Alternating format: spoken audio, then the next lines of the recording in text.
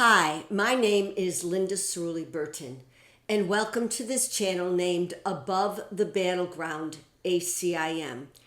ACIM means A Course in Miracles, and I have been a follower of this spiritual path for a very long time, a self-study spiritual path. And I began these videos in March of 2023 in order that the lessons and that the inspiration would go deeper within me and maybe be of some benefit to you. And lately I realize how much I have needed my spiritual path. So a week ago Saturday, my brother Joe called me to tell me that former President Donald Trump had been a part of an assassination attempt. And of course, I immediately burst into tears. And Joe told me, no, it was the ear. It was just the ear. Now, the surprise in me was actually the depth of my response. And then all the stuff that was coming up in me from the past. And so let me briefly share. I was in 7th grade when President Kennedy was murdered. And it was the first time in my life that I had ever seen my father cry. And there was tremendous sadness everywhere I looked. There was that pride, I was at St. Anthony's Grammar School. So there was that pride, this was the first Catholic president. And I remember the nun walking into the room to announce that he was gone. Well, fast forward 5 more years, and in the spring of 1968, we lost Martin Luther King. And then a couple months later, Robert F. Kennedy. And I can remember, crying.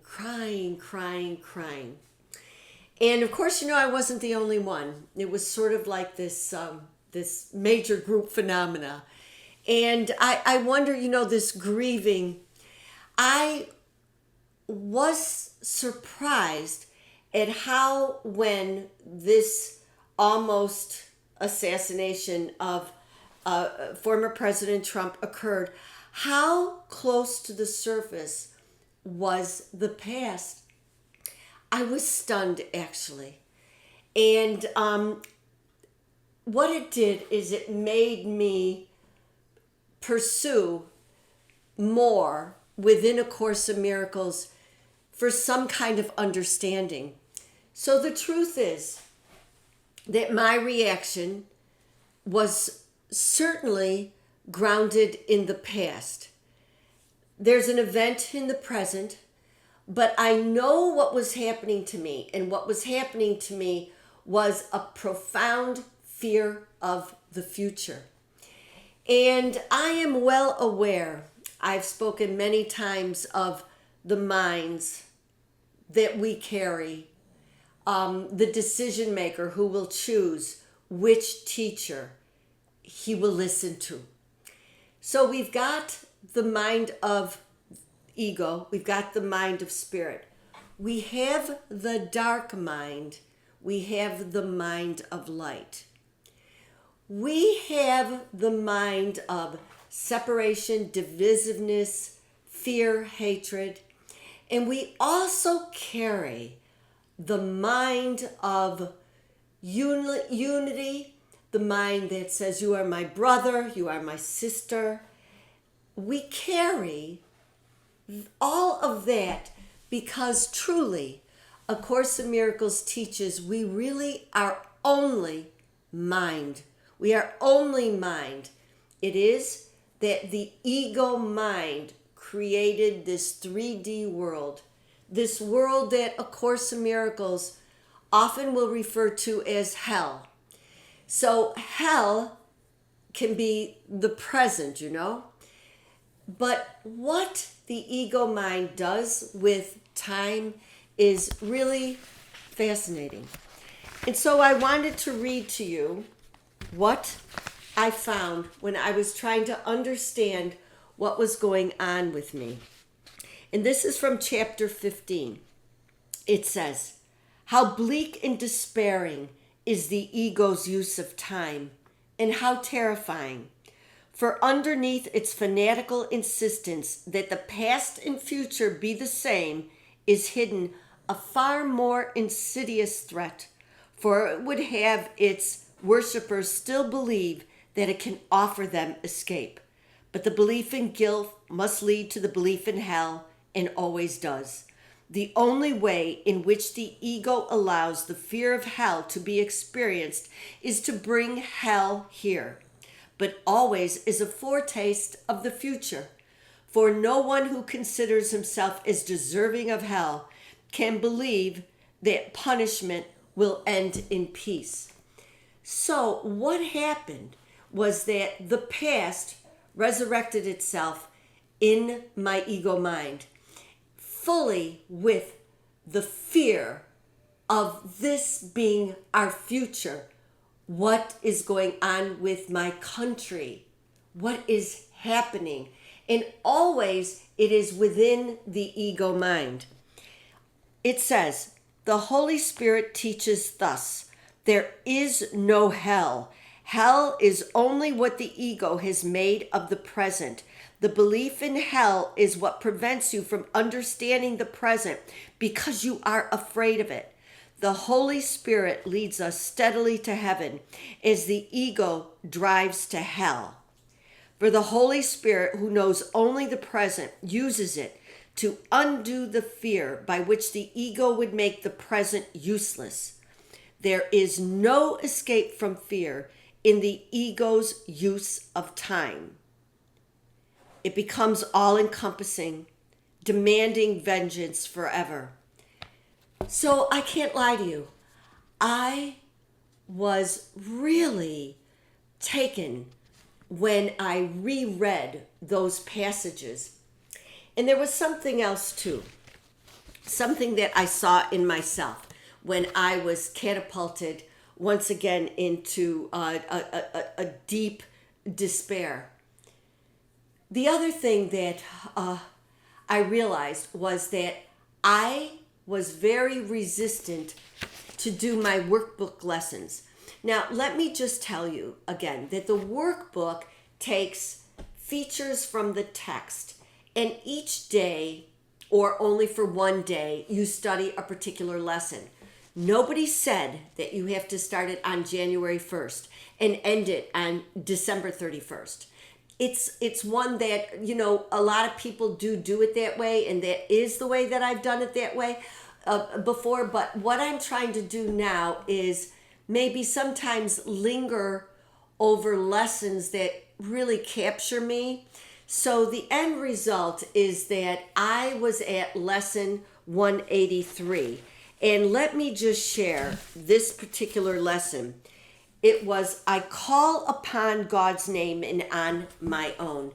And I cannot tell you the number of times that I read the first couple of paragraphs and then I thought, I can't do it. I just can't do it. I can't do it. I was so captivated by my dark mind that to read these words it almost felt foolish to me. It almost felt foolish to me. But I have to tell you something very interesting. And that, at least for me, and that is that I can't stand it after a while when I'm down, depressed, despairing, hating. I can't stand it. And I think it's from years of practicing and understanding and knowing what it's like to be in the mind of light. When I'm in the mind of dark, I am frozen. So what happened over the course of the week is that I was able to read lesson 183. And of course, I'm not going to read the whole lesson to you, but I did want you to hear the second paragraph, which was the paragraph beyond which I could not go because I just thought, I just can't do this now. I can't do this now. But I finally was able to. And so let me just share. The lesson is, I call upon God's name and on my own. And the second paragraph reads, God's name can be heard without response, nor said without an echo in the mind that calls you to remember. Say his name, and you invite the angels to surround the ground on which you stand and sing to you as they spread out their wings to keep you safe and shelter you from every worldly thought that would intrude upon your holiness. And finally, I was able to do lesson 183. Now, once again, I'm going to tell you, the only rule with the workbook of A Course in Miracles is only one lesson per day. So I wanted to share that with you. And then I wanted to share with you lesson 184, just a little excerpt. And this is, the name of God is my inheritance. So before I talk about this with you, I wanted to tell you that in the Course in Miracles group that I attend every week, a new lady showed up. Her name was Elena. And Elena was telling us that she's been working through the workbook of A Course in Miracles. She had heard about our group, and she thought maybe she would want to attend. And she shared with us that she did a significant amount of meditation. Meditation where she went into stillness, where she experienced deep peace. And of course, I thought that was beautiful, what she shared. And A Course in Miracles, when you're given a daily lesson, you're asked to think about it. Maybe 10 minutes, maybe 5 minutes, maybe 15 minutes.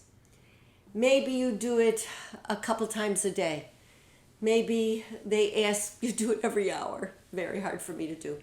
Maybe 5 times a day. Whatever it is, to do it. And so I thought, all right, you know what? I'm ready for 184. And 184 is, the name of God is my inheritance. And this is what it said. And this is paragraphs 9 and 10. If you'll let me share this with you. It would be strange if you were asked to go beyond all symbols of the world, forgetting them forever, yet were asked to take a teaching function. You have need to use the symbols of the world a while. And be you not deceived by them as well. They do not stand for anything at all, and in your practicing, it is this thought that will release you from them. They become but means by which you can communicate in ways the world can understand, but which you recognize is not the unity where true communication can be found. Thus, what you need are intervals each day in which the learning of the world becomes a transitory phase, a prison house from which you go into the sunlight and forget the darkness.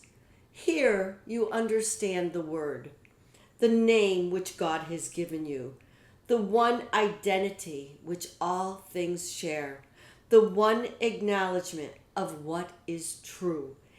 And then step back to darkness, not because you think it real, but only to proclaim its unreality in terms which still have meaning in the world that darkness rules. So,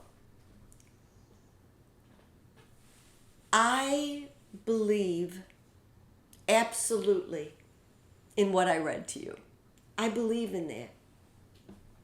And I have moments and times and periods when I am in that meditative stance. Me and God and my brother, the peace. And when I can get there, as the reading says, when I can leave the prison house of my dark mind and go into my mind of light, it's a vacation, the best vacation of all. And then, as the reading said, I can go back into the light, into the darkness. I can go back into the darkness and I can proclaim light. So, today, with you, after a really difficult week, I think I was very lost, and now I'm found.